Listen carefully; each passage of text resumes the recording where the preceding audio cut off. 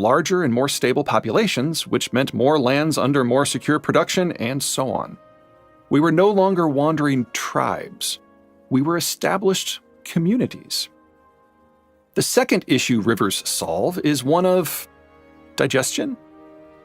Just because something is edible does not mean that it is edible right off the plant.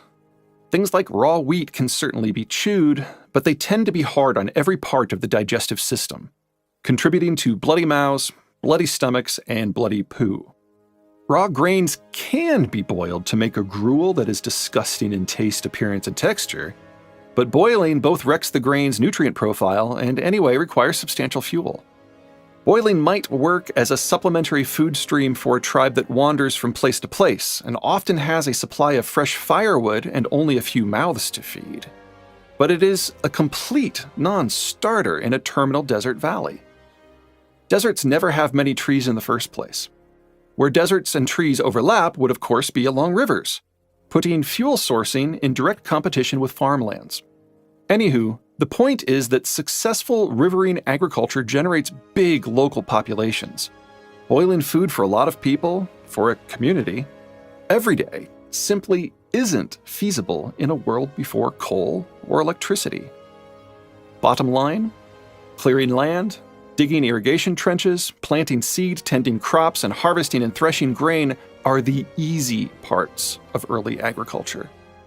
The really brutal work is getting 2 pieces of rock and grinding your harvest, a few grains at a time, into a coarse powder that can then be prepared into easily digestible porridge without needing heat.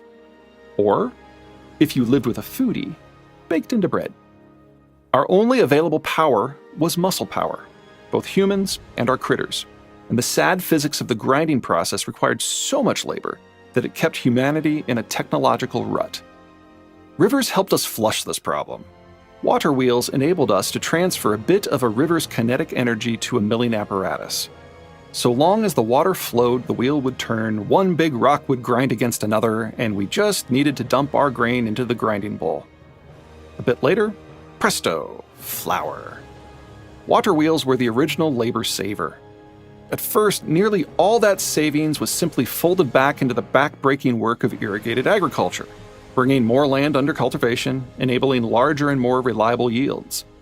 But with the farm-to-table process becoming somewhat less labor-intensive, we started generating food surpluses for the first time. That too freed up a bit of labor, and we had inadvertently come up with something for them to do: manage the food surpluses. Bam! Now we have pottery and numbers. Now we need some way to store our urns and keep track of the math. Bam! Now we have basic engineering and writing. Now we need a way to distribute our stored food. Bam! Roads. All our stuff needed to be kept, managed, and guarded in a centralized location, while all our skills needed to be passed on to future generations. Bam! Urbanization and education. At each stage, we pulled a bit of labor out of agriculture and into new industries that managed, leveraged, or improved the very agriculture the labor had originally come from. The steadily increasing levels of labor specialization and urbanization first gave us towns, then city-states, then kingdoms, and eventually empires. Sedentary agriculture may have given us more calories, while deserts provided better security, but it took the power of rivers to put us on the road to civilization. During these early millennia, there wasn't much traffic. River-driven agricultural systems could, and did, pop up all along the world's many rivers. But cultures enjoying that crunchy desert coating were rare birds. Our first good choices for sedentary agriculture-based civilizations were the lower Tigris, Euphrates, and Nile, the mid-Indus, today's Pakistan, and to a lesser degree, the upper Yellow, that's today's north-central China. Cultures may have been able to carve out niches or kingdoms or even empires for themselves along the Missouri or Seine or Yangtze or Ganges or Kwanzaa, but none of them would have enough insulation from the neighbors to persevere. Other groups, whether civilized or barbarous, would wear those eco-cultures down with unrelenting competition. Even the biggest and most badass of all those eco-empires, the Romans, only survived for 5 centuries in the dog-eat-dog world of early history. In contrast, Mesopotamia and Egypt both lasted multiple millennia. The real kicker is that the next technological change didn't make human cultures more durable by insulating them, but instead less durable by ratcheting up the competition.